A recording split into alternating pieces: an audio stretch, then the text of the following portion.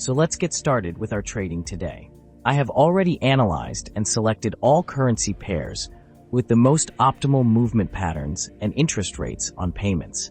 You can see them before your eyes. Today we are analyzing such indicators as a weighted moving average with a 15 period, a fractal with default settings, and the ADX oscillator. Accordingly, with one moving average,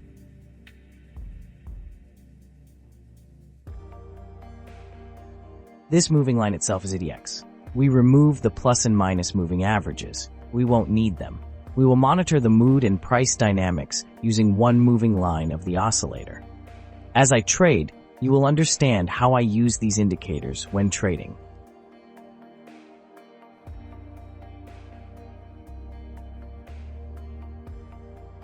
So let's start trading. Let's start with a deal in $1,000 and select the first currency pair. And here we open the 100 deal for an increase. Here I mainly focus on the moving average. First of all, we experienced a price pullback.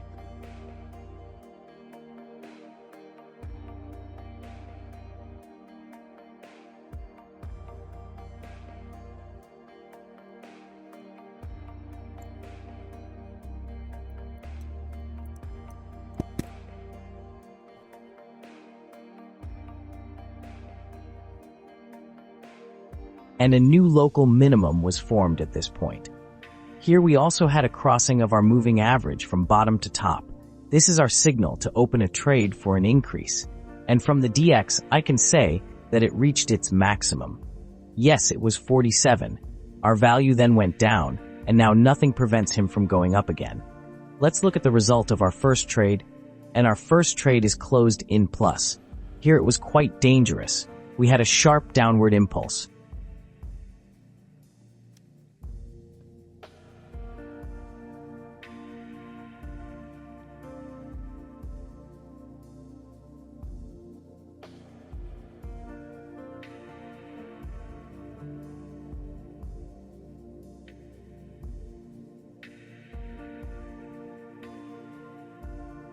Our price rolled back sharply, but we were a little lucky and the deal was closed in plus. Let's change the amount of the value. Open two deals in the amount of $1,880. For this, we will put $990 per transaction, or rather $940 per transaction, and continue our trading and select the next one. Let's start with the currency pair. And look, here we open two transactions to reduce the price. Our entry logic remains absolutely the same as in the previous transaction.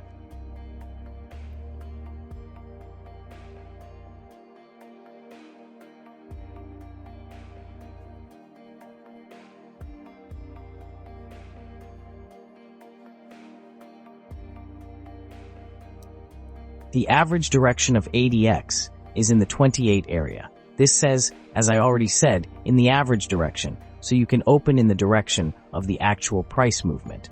Also, here we necessarily, as without this, have a new local maximum formed. Therefore, a local minimum must form. Therefore, the price must go down.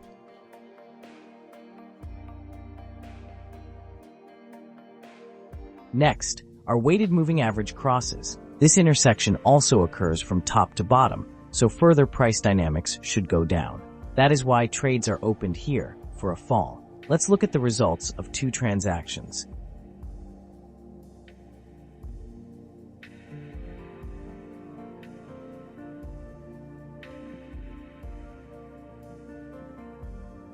And the trades are closed without any problems in profit. This is how we ended up trading today on this result. I will most likely record my profit because I am absolutely satisfied with the result of 3 trades. Let's move on to the conclusion. So we are updating here. The previous conclusion has not yet had time to be updated, so I'll probably put let's in the safe and put our profit today. It will be $2,497.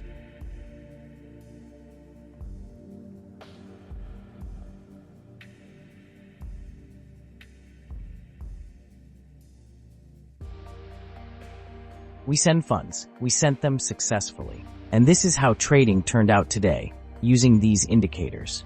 There is nothing complicated. The most important thing is to monitor local maxima and minima.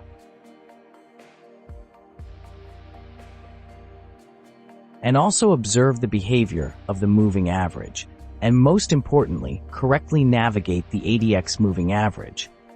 That is, if you see that the moving average is in the area below 25, 28, or 23, then in most cases, you open in the direction of the trend. Your further analysis should be carried out on other indicators. But if you see that, let's say, ADX is already in the 51 area, and soon it should change its direction, as it happened, let's say, here in general, there is nothing complicated.